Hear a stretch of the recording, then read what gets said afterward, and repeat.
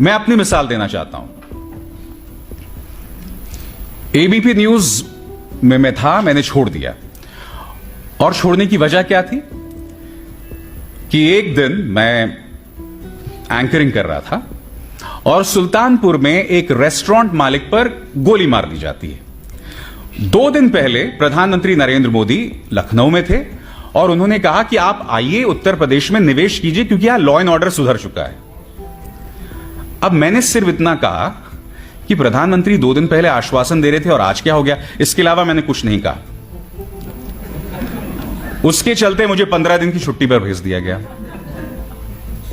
वापस आना मैंने सही नहीं समझा, मैं निकलना भी चाहता था क्योंकि मैं समझ रहा था कि मुख्य धारा की मीडिया अब पत्रकारिता करने के लायक नहीं रही। मगर मैंने छोड़ दिया दोस्तों। और उसके बाद क्या होता है, एक दिन अचानक मेरा ड्राइवर कहता है, सर ये जो पीछे आप गाड़ी देख रहे हैं ना, इसे मैं आज चौथी बार देख रहा हूं अपने पीछे। तो मैंने बोला क्यों? कहता है याद है आपको जब आप उस दिन मिली बाबूश के साथ खान मार्केट गए थे? मिली बाबूश मेरे बच्चे हैं। उस दिन भी एक गाड़ी हमारे पीछे थी। तो उसके बाद क्या हुआ, मैं अकेला था और मैंने थोड़ी स्लो की गाड़ी, वो साइड से जाने लगी और फिर मैं आगे निकल गया क्योंकि उसके शीशे काले थे, मैं नहीं जानता था अंदर कौन था क्या था। फिर अगले दिन क्या देखता हूं कि वो मेरे घर के पास खड़ी हुई है। मैं पुलिस के पास गया, मैंने शिकायत की, पता चला कि वो गाड़ी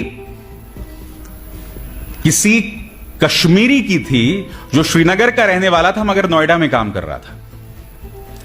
अब मुझे लगा अगर 1 in a blue chance कि वाकई ये वो है, कोई कश्मीरी मुस्लिम है जो यहां काम कर रहा है दिल्ली में, और अगर मैंने शिकायत को आगे लेकर गया तो वैसे ही तो आपको जानते हैं कश्मीरी और मुस्लिम तो बहुत ही जबरदस्त कॉम्बिनेशन है पुलिस को ठोकने के लिए। तो मैंने शिकायत वापस ले ली, मगर मैं समझ गया था कि इसकी गाड़ी का इस्तेमाल किया जा रहा था मुझे टेल करने के लिए। जिस चीज का जिक्र पन्नू जी ने कहा, the process is the punishment. मेरे और मेरी वाइफ के खिलाफ 13 करोड़ की टैक्स चोरी के अनाप शनाप टैक्स केसेस दर्ज कर दिए गए।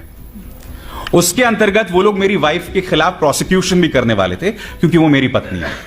करीब 8 या 9 महीने तक उनके प्रमोशन को रोक के रखा गया और उनके साथ बैच था 8 और लोगों का, सिर्फ इसलिए क्योंकि उस बैच का हिस्सा मेरी वाइफ भी थी।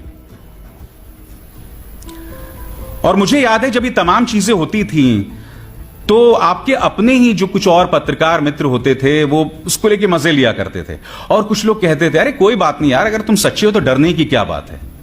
मैंने बोला डरने की तो कोई बात ही नहीं है, भाई जैसे कहा ना कि जो प्रक्रिया है वही सजा है। The process this is the punishment. 2002 से लेके 2017 तक जिस नर्क से प्रजापति परिवार गुजरा है वो प्रक्रिया ही पनिशमेंट है, वही प्रक्रिया सजा है। 2017 से पहले ये वो शख्स था जिसके सामने इस राज्य के गृह मंत्री जो है नतमस्तक होते थे। तो आप समझ सकते हैं उस परिवार को किस असुरक्षा से गुजरना पड़ा था। तो ये जो प्रक्रिया है ना, यही पनिशमेंट होता है। और आज लोग आसानी से कह देते हैं चलिए कोर्ट केसेस हो गए, कोई बात नहीं है, आप जीत जाओगे यार अगर आप सच्चे हो। मगर आप समझते नहीं हो वो जितने भी दिन चलता है, आप जिस टॉर्चर से गुजरते हैं आप तो अंदाजा लगा ही सकते हैं उसका। मगर लोग जिस टॉर्चर से गुजरते हैं आप समझ नहीं सकते हैं वो कितनी बढ़िया सुरक्षा है। मगर मैं यही कहूंगा आप लोगों से कि समर्थन दीजिए हमारे उन पत्रकारों का जो इन छोटे छोटे इलाकों पर काम कर रहे हैं। मैं जानता हूं कुछ ऐसे लोग हैं जो इस पेशे को बदनाम भी करते हैं। कुछ लोगों पर आरोप लगाया जाता है कि भाई जो लोकल पॉलिटिशियंस के वो लोग फिक्सर बने रहते हैं, मगर नहीं। फिर पवन जायसवाल जैसे पत्रकार भी हैं, एक मिसाल हैं छत्रपति जी जैसे भी। उनके हाथ मजबूत कीजिए, उनके हाथ मजबूत कीजिए ताकि किसी का सिला, किसी का परिणाम रामचंद्र छत्रपति जी जैसा ना हो। खैर उनकी तो एक विरासत है, मैं सिर्फ उनकी मौत की बात कर रहा हूं। वो आज जिंदा होते तो मैं नहीं जानता उनके जरिए और वो क्या क्या कर सकते थे। मगर हां, उनकी शहादत ने हम सबको एक मिसाल दी है।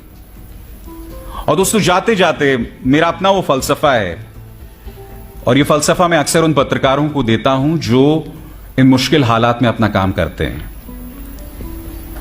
इन तेज हवाओं से घबराना नहीं है। तेज हवाओं से ना घबरा ए बाज, ये तो आती ही है तुझे ऊंचा उठाने के लिए।